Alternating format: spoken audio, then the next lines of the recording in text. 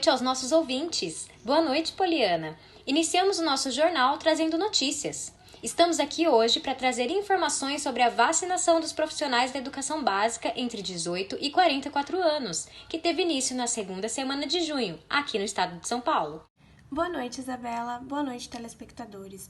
Vale lembrar que estão elegíveis nessa etapa professores de todos os ciclos da educação básica e temporários, da rede estadual, municipal e privada, além de auxiliares de serviços gerais, agentes da conservação, mediadores, monitores, cuidadores, diretores,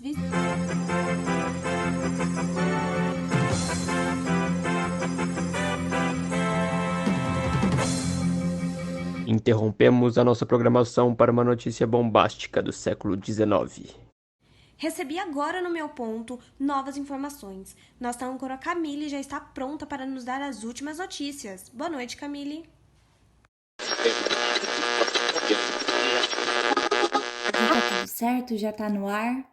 Então tá bom. Boa noite, Isabela. Boa noite, Poliana. Boa noite, ouvintes. Viemos parar aqui no século XIX para conhecer um método espetacular criado pelo professor Joseph Jacotot.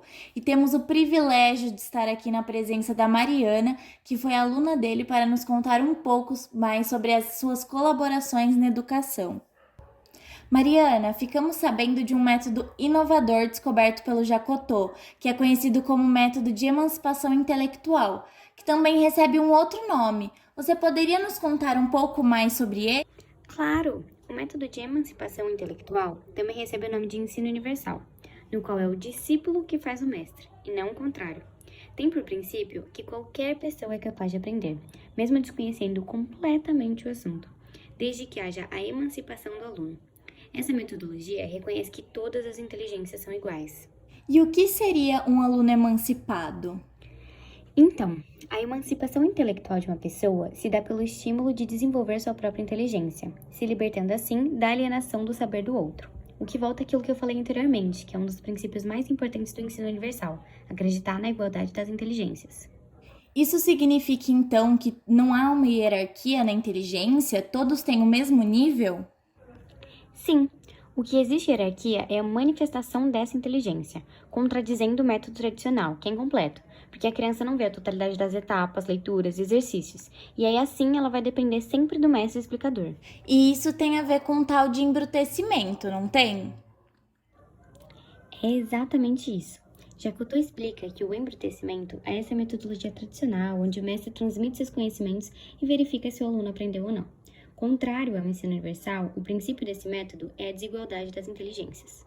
Além disso, um exemplo apontado por Jacotot também virou polêmica. O autor explica que um pai que não sabe ler e escrever também pode ensinar seu filho a fazê-lo. O que você tem a dizer assim sobre isso?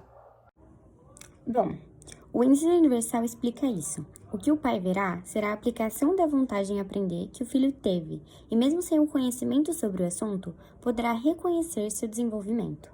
Entendi, mas a gente ainda está um pouquinho curioso. Qual seria então o papel do mestre nisso tudo? Aí que tá.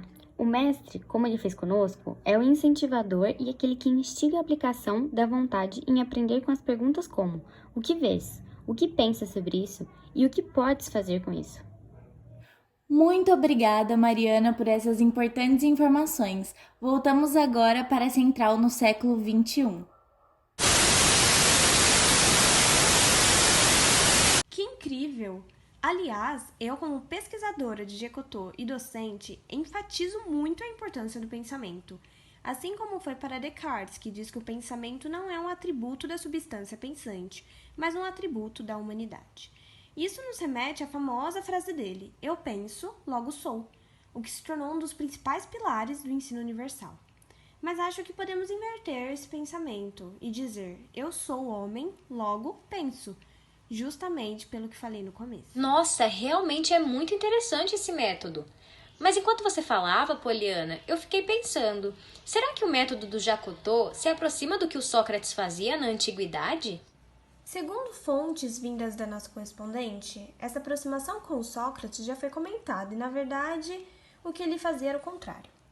Sócrates assumia a posição de mestre ao fazer perguntas ao modo dos sábios, que não tinha a função de emancipar aquele a quem era ensinado.